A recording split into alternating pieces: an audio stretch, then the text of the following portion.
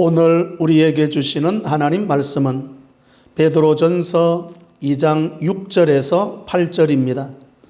성경에 기록되었으되 보라 내가 택한 보배로운 모퉁이 돌을 시온에 두노니 그를 믿는 자는 부끄러움을 당하지 아니하리라 하였으니 그러므로 믿는 너희에게는 보배이나 믿지 아니하는 자에게는 건축자들이 버린 그 돌이 모퉁이의 머릿돌이 되고 또한 부딪히는 돌과 걸려 넘어지게 하는 바위가 되었다 하였느니라. 그들이 말씀을 순종하지 아니함으로 넘어지나니 이는 그들을 이렇게 정하신 것이라. 아멘. 먼저 지난주일 말씀 댓글 읽기부터 소개해 드립니다. 지난주일 말씀 제목 같이 읽어봅니다. 시작. 하늘 나그네의 삶이라는 제목으로 지난주일에 말씀을 들었습니다. 여기에 말씀을 들으시고 여러분이 반응을 보여주셨습니다. 말씀 댓글 읽기 첫 번째, 함께 연합하여 벽돌을 쌓아 올리듯 성도님들과 간포교회를 신령한 집으로 만들어 가겠습니다. 두 번째 말씀 댓글 읽기입니다. 세상 사람들을 하나님과 연결 짓는 작업을 부지런히 할 수 있는 제가 되길 원합니다. 세 번째 말씀 댓글 읽기입니다. 성전된 자로 거룩한 제사장으로 예수님께 인정받는 삶 되게 하소서. 감사합니다. 네 번째는 여러분이 이렇게 말씀 댓글 읽기 참여하시라고 보너스로 드리는 네 번째 댓글 읽기입니다. 주일 오전 나에게 주신 말씀의 키워드, 말씀의 핵심은 하나님께 평가받는 삶입니다. 단어 하나, 문장 하나 적으시면 됩니다. 오늘 또 말씀을 들으시고 한번 말씀 댓글 읽기 한번 써볼 수 있기를 바랍니다. 시작하는 게 그래요. 그래서 볼펜이 없어서 안 적는가? 그래서 볼펜까지 다 준비해 놨습니다. 적으시라 그 말이죠. 자, 오늘 또 말씀을 들으시고 말씀에 반응하면 좋겠습니다. 오늘 또 예수님을 증거하겠습니다. 오늘 말씀의 제목 같이 읽어봅니다. 시작. 말씀을 적용하는 하늘 나그네라는 제목으로 말씀을 듣습니다. 베드로는 성도의 정체성을 설명하기 위해서 예수님을 산돌에 비유를 합니다. 그리고 교회인 우리를 신령한 집으로 비유를 합니다. 돌은 양면성을 지닙니다. 똑같은 돌이지만 걸려 넘어지는 사람들은 하나님의 은혜를 스스로 저버린 것입니다. 반면에 이 돌을 믿는 사람들은 이 돌을 기초로 삼아서 세워지는 하나님의 성전이 되게 됩니다. 성도, 그리스도인 하늘 나그네는 보배로운 산돌이신 예수님을 영접한 사람들입니다. 그래서 말씀에 순종하고 하나님과 이웃을 섬기는 삶을 통해서 저와 여러분들이 하나님의 성전으로 완성되어 가는 것입니다. 오늘 말씀의 제목, 말씀을 적용하는 하늘 나그네. 말씀이 누구에게 적용되는 거죠? 나에게. 오늘도 나에게 주시는 말씀으로 받아야 그 말씀이 적용이 되어집니다. 말씀을 적용하는 하늘 나그네 첫 번째 말씀입니다. 보배로운 모퉁이 돌입니다. 6절의 말씀 같이 합독합니다. 성경에 기록되었으되 보라 내가 택한 보배로운 모퉁이 돌을 시온에 두노니 그를 믿는 자는 부끄러움을 당하지 아니하리라 하였으니. 아멘. 보배로운 모퉁이 돌을 시온에 두었다고 말씀합니다. 이게 말씀을 적용하는 하늘 나그네인데 첫 번째 말씀 보배로운 모퉁이 돌은 이사야 28장 16절의 말씀을 베드로 사도가 인용해서 가져와 가지고 오늘 하늘 나그네들에게 적용하는 말씀입니다. 거기 보면 이사야 28장을 보면 귀하고 견고한 기초돌, 그게 바로 신약을 넘으면 예수님을 가리키는 말씀입니다. 산돌이신 예수님을 가리키는 거죠. 모퉁이 돌이신 예수님을 가리킵니다. 이런 모퉁이 돌, 위치가 어디에 있는 거죠? 중앙에 있는 거요? 한쪽까지 모퉁이 있는 거요? 그래서 모퉁이 돌이에요. 센터에 있는 돌이 아닙니다. 한쪽 모퉁이에 있는 돌. 맨 구석에 있는 돌이라는 뜻입니다. 구석에 있는 돌은 그렇게 중요한 것 같지 않습니다. 한쪽 구석에 있잖아요. 정말로 센터에 있어야 되는데 그게 아니라 모퉁이 돌이라고 말씀합니다. 구약 시대에는 건물을 지을 때 나무보다는 돌이 흔했습니다. 나무가 귀했죠. 오늘날 우리가 집을 건축할 때는 콘크리트로 짓잖아요. 그때는 구약시대 당시에는 나무보다는 돌이 흔했습니다. 돌로 집을 지을 때 기준이 되는 게 모퉁이에 돌을 두고 오른쪽과 왼쪽으로 포개가면서 집을 짓잖아요. 연결해서 집을 짓습니다. 그래서 모퉁이 돌, 그 돌을 놓고 그 위에다가 벽돌을 쌓아 올리면 집이 지어지게 됩니다. 그런데 그 모퉁이 돌이 누구라고 말씀하는 거죠? 예수님이라고. 모퉁이 돌이 예수님입니다. 그러니까 예수님을 삶의 기준으로 삼는 사람들이 그리스도인입니다. 모퉁이 돌이 있어야 오른쪽에도 돌이 포개지고 왼쪽에도 그러면서 점점점 집이 건축되어 가는 거죠. 교회를 다녀도 삶의 기준이 예수님이 아니라면 그리스도인이 아닙니다. 모퉁이 돌 위에다가 우리의 돌을 올려놓을 때 성전이 되어져 가고 집이 지어져 갑니다. 그런데 이렇게 하면 맨 밑에 줄 보십시오. 그를 믿는 자는 무엇을 당하지 아니하리라? 부끄러움을 당하지 않는다. 수치를 당하지 않는다. 망신을 당하지 않는다라고 말씀합니다. 부끄럽지 않게 하신다고 하셨으니까 우리가 수치스럽지 않는, 그러니까 모퉁이 돌 대신 예수님의 그 기초석 위에다가 우리의 돌을 딱 얹어 놓으면, 그 깃발, 그 기준 위에다가 딱 세워 놓으면 절대로 망신당하지 않는다. 보배로운 돌이 될 수 있다. 예수님을 믿는 사람들은 부끄러움을 당치 않겠다고 말씀합니다. 그런데 마태복음 5장을 보면 소금이 만일 맛을 잃어버리면 사람들에게 뭐 할 뿐이라 부끄러움을 당하는 거죠. 마태복음 5장 13절을 봅니다. 같이 합독합니다. 너희는 세상의 소금이니 소금이 만일 그 맛을 잃으면 무엇으로 짜게 하리요? 후에는 아무 쓸데없어 다만 밖에 벌어져 사람에게 밟힐 뿐이니라. 아멘. 소금인데 소금의 특성은 짠맛입니다. 그 짠맛을 잃어버린 소금은 사람에게 뭐 하게 된다? 밟히게 되는 거죠. 밟히게 돼. 그러니까 그리스도인은 소금과 같이 짠맛을 내는 성도여야 부끄러움을 당하지 않습니다. 짠맛을 내지 못한다면 부끄러움을 당하게 된다라고 말씀하는 거죠. 맛 이런 소금은 사람에게 밟힐 뿐입니다. 그래 변질되지 않고 끝까지 이 맛을 유지할 수 있는 저와 여러분이 될 수 있기를 바랍니다. 그리스도인에서 정말로 지켜야 될 것, 내가 행동해야 될 것 해야 보배로운 믿음의 사람이 된다라고 말씀합니다. 그래, 말씀을 따라서 순종하는 삶을 사람에게는 하나님께서 보배로운 돌이 되도록 만들어 주신다고 합니다. 모퉁이 돌은 기준입니다. 기준. 모퉁이 돌은 깃발이 되는 거죠. 그 위에다가 우리의 돌을 올려놓아야만 합니다. 모퉁이 돌 대신 예수님, 예수님을 기초로, 예수님을 기준으로 서로 연결되어야만 합니다. 그래, 예수님을 떠난 삶은 그리스도인이 아니에요. 교회를 다녀도 예수님이 내 삶의 기준이 되지 않으면 그리스도인이 아니라고 말씀합니다. 고린도전서 3장 11절입니다. 같이 합독합니다. 이 닦아둔 것 외에 너희 다른 터를 닦아둘 자가 없으니 이 터는 곧 그리스도 예수라. 아멘. 여기 이 터는 이 기초의 터를 닦아둔데 그 터가 누구라고 말씀하는 거죠? 예수 그리스도라. 이 터가. 그러면 터를 닦은 게 예수 그리스도고 모퉁이 돌이 누구였고?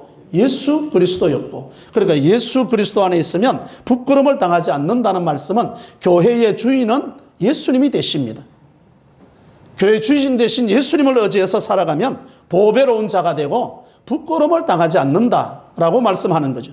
말씀을 적용하는 하늘 나간의 첫 번째로는 보배로운 모퉁이 돌입니다. 두 번째 말씀입니다. 두 번째 말씀은 버린 돌이 머릿돌입니다. 오늘 말씀 7절을 한번 봅니다. 7절 말씀 같이 합독합니다. 그러므로 믿는 너희에게는 보배이나 믿지 아니하는 자에게는 건축자들의 버린 그 돌이 모퉁이의 머릿돌이 되고. 아멘. 예수님은 건축자의 버린 돌과 같다라고 말씀합니다. 건축가에게서 벌어진 돌은 건축하는데 쓸모가 없거든요. 그냥 버려지는 거죠. 버려지는 거. 건축가들이 건물을 건축할 때 건축가들이 가장 중요한 사람들입니다. 지금 예수님이 이 말씀을 하시는 예수님 당시에 보면 건축가가 누구인가? 예배를 드릴 때 예배를 인도하고 제사를 집례하고 있는 제사장들이죠. 제사장들에 의해서 예수님이 버림받아 되었다. 지금 그 말씀이 오늘 말씀입니다. 제사장들에 의해서 예수님은 버림당했고 배척을 당했습니다. 이 말씀이 두 번째 7절의 말씀은 시편 118편 22절의 말씀을 베드로 사도가 인용했던 말씀입니다. 이 시편 118편 22절의 말씀처럼 오늘 7절의 말씀처럼 건축자들이 뭐한 돌이 되었다? 버린 돌 대신 예수님. 예수님은 철저하게 버림을 받았습니다. 그 사랑하는 제자들에게까지 버림을 당했습니다. 여러분 야고보서 4장 4절입니다. 야고보서 4장 4절 같이 합독합니다. 간음한 여인들아 세상과 벗된 것이 하나님과 원수됨을 알지 못하느냐. 그런즉 누구든지 세상과 벗이 되고자 하는 자는 스스로 하나님과 원수되는 것이니라. 아멘. 세상과 무엇이 되면 벗, 세상과 친구, 세상과 짝을 하면 하나님과 원수가 된다. 여러분 하나님 버리고 세상으로 가면 갈수록 늘 목마를 수밖에 없습니다. 세상과 하나님을 동시에 섬길 수만 없습니다. 오직 누구만을 섬겨야 되는 거죠? 오직 예수님, 오직 하나님만 섬겨야 되는 거죠. 이것도 하고 저것도 하고 성경은 절대 그렇게 말하지 않습니다. 그러니까 오직 하나님만, 오직 예수님만 섬겨야 되는 거죠. 세상과 벗된, 그러니까 구약에서는 오늘 야고보 4장 4절에도 말씀하죠. 어떤 여인들아? 간음한 여인들아. 구약이 영적으로 간음했다라고 말씀합니다. 그러니까 신약을 넘어오고 요한계시록을 가면 예수님의 재림을 기다리는 저희들은 순결한 신부가 되기를 원하는 거죠. 영적 간음, 간음한 자들아 이렇게 아니라. 그런데 제자들도 보면 이 예수님을 버리는 장면이 나오거든요. 마태복음 26장 74절과 75절 베드로 이야기입니다. 같이 합독합니다. 그가 저주하며 명세하여 이르되 나는 그 사람을 알지 못하노라 하니 곧 닭이 울더라. 이에 베드로가 예수의 말씀에 닭 울기 전에 네가 3번 나를 부인하리라 하심이 생각나서 밖에 나가서 심히 통곡하니라. 아멘. 이게 제자 베드로의 모습입니다. 나는 주님 절대 버리지 않습니다. 예수님께서 아니야. 닭이 울기 전에 네가 나를 몇 번 부인하게 된다? 3번 부인하게 된다. 이것이 예수님의 십자가입니다. 현수막 끌고 환영하고 박수 쳐주고 그런 십자가가 아니라 제자들에게까지도 버림당하는 것 말입니다. 예수님의 십자가는 사람들에게 미련하고 싫어서 버림받는 것이 바로 십자가의 사건입니다. 베드로 주님을 따르겠다고 그렇게 큰 소리 빵빵 치더니 3번이나 저주하고 맹세하면서까지 예수님을 부인하고 말았습니다. 베드로만 그런 게 아닙니다. 다른 제자도 그런 거고요. 오늘 우리의 모습도 잘 보십시오. 내 유익에 따라서 얼마든지 예수님을 버릴 가능성이 있습니다. 내 필요에 따라서, 내 유익에 따라서 행동할 때가 얼마나 많습니까? 그래서 예수님을 버렸지만 예수님을 버린 이 제자 베드로에게 다시 찾아오셔서 내 어린 양을 먹이라. 이게 은혜입니다. 어찌 보면 오늘 저와 여러분들이 내 필요에 따라서 내 유익에 따라서 왔다 갔다 하고 주님을 버리기도 하지만 그럼에도 불구하고 예수님은 다시금 우리를 찾아오셔서 하나님의 자녀 삼아주셨다는 말씀이 오늘의 말씀입니다. 오늘 보면 버린 돌이 무슨 돌이 되었다? 머릿돌이 버린 돌이 머릿돌이 되었다. 버린 돌이 머릿돌로 바꾸시는 하나님의 모습을 발견합니다. 바꾸시는 하나님. 건축가들이 예수님을 버렸지만 대제사장과 그때 당시 율법을 주관했던 사람이 예수님을 버렸지만 하나님께서는 버림받은 예수님을 무슨 돌로 만들어주신 거죠? 머릿돌로. 센터의 가장 중심으로. 그러니까 이게 보면 하나님은 바꾸시는 하나님입니다. 아담과 하와가 먹지 말라는 선악과를 따먹었습니다. 그런데 선악과를 따먹은 바로 그 아담과 하와를 통해서 뭐를 예수님이 오시는 통로를 만들어 놓은 거죠. 우리는 범죄하지만 하나님은 은혜의 통로를 만드시는 하나님, 은혜의 통로로 바꾸시는 하나님을 발견합니다. 여러분, 야곱에게는 12명의 아들이 있습니다. 10번째 아들 요셉 밑에 베냐민은 너무 어리고요. 그러니까 그 위에 있는 10명의 형들이 요셉을 시기했습니다. 채색 옷을 요셉에만 입혀주니까 다 커서 양떼를 칠 수도 있겠구만, 그 요셉은 양떼 치는 현장으로 보내지 않고 아버지가 끼고 있으니까 늘 시기했습니다. 그러다가 이 요셉이 형들에게 왔을 때, 안부를 물으러 왔을 때 형들 10명이 이 요셉을 어디에다 팔아버립니까? 미디안 상인들에게, 애굽으로 팔아버린 거죠. 끝날 것 같습니까? 형들이 이렇게 못된 짓을 했지만 하나님은 바꾸었습니다. 무엇으로? 야곱의 자손 70여 명을 구원하는 통로로 만드셨습니다. 하나님은 우리를 바꾸시는, 우리에게 좋은 것으로 역사하시는 하나님으로 나타납니다. 여러분, 예수님이 제사장들과 유대인들에게 버림을 당했지만 하나님은 이 버림받은 예수님을 온 인류의 구주로 만들었습니다. 구주로 세우신 거죠. 많은 사람, 세상 모든 사람, 세계 모든 사람이 구원받는 통로로, 방편으로 이렇게 삼으셨습니다. 우리가 버림받는 이유는 세상이 어둡기 때문에 그렇습니다.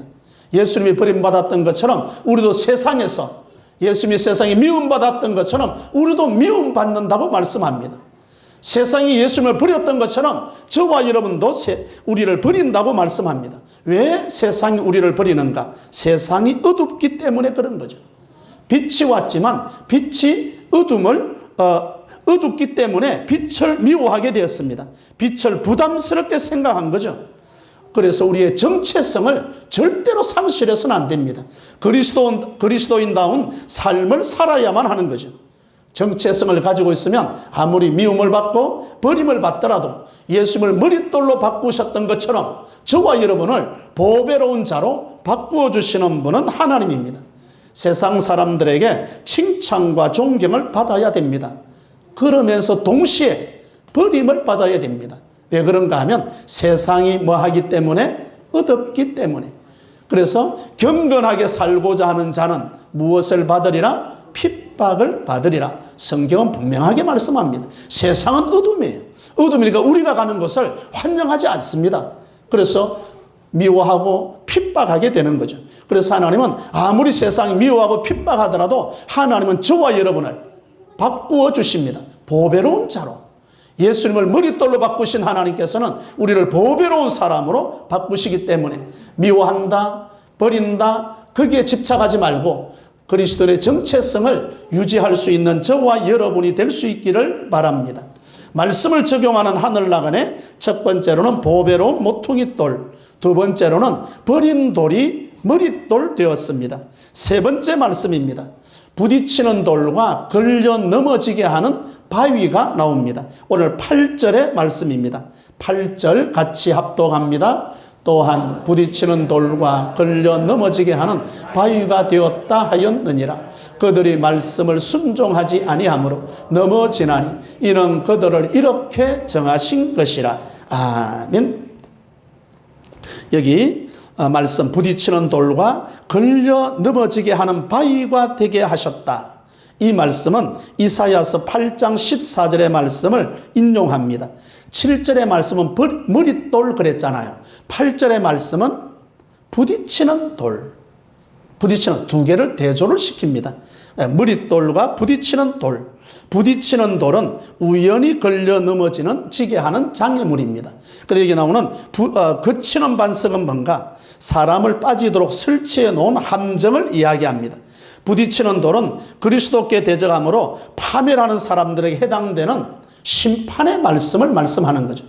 저와 여러분이 순종하며 믿음으로 살아갈 때는 머릿돌과 같이 우리를 보배로운 존재로 만들어주지만 하나님 말씀에 순종하지 않을 때는 하나님께서는 바로 이 길을 말씀할 때 부딪히는 돌과 걸려 넘어지게 하는 바위가 되게 하신다라고 말씀합니다. 그 말씀이 고린도전서 1장 23절과 24절 같이 합독합니다. 우리는 십자가에 못 박힌 그리스도를 전하니 유다인에게는 거리끼는 것이요 이방인에게는 미련한 것이로되 오직 부르심을 받은 자들에게는 유다인이나 헬라인이나 그리스도는 하나님의 능력이요 하나님의 지혜니라. 아멘. 예수를 믿는 오늘 믿음의 사람들에게는 이 십자가가 하나님의 능력이 된다라고 말씀합니다. 그런데 믿지 않는 사람들에게는 23절 보십시오. 우리는 십자가에 못 박힌 그리스도를 전하니 유대인에게는 예수님을 믿지 않고 십자가에 못 박았던 유대인들에게는 뭐 하는 것이요? 거리끼는 것이요. 이방인에게는 뭐 한 것이로되 미련한 것이로되 24절을 봅니다. 오직 부르심을 받은 하늘 나그네 오늘 예배에 참여하고 있는 저와 여러분들에게는 저와 그리스도는 하나님의 무엇이요? 능력. 이 십자가가 하나님의 능력이 되어지고 하나님의 지혜라고 말씀합니다. 그러니까 결국 예수 믿지 않으므로 예수님이 그 일생에 걸림돌이 되는 거예요. 예수 믿지 않는 사람은 걸림돌이 되지만 예수를 믿는 믿음의 사람에게는 예수님을 하나님께서 보배로운 존재로 만들었던 것처럼 저와 여러분도 보배로운 존재가 된다라고 말씀합니다.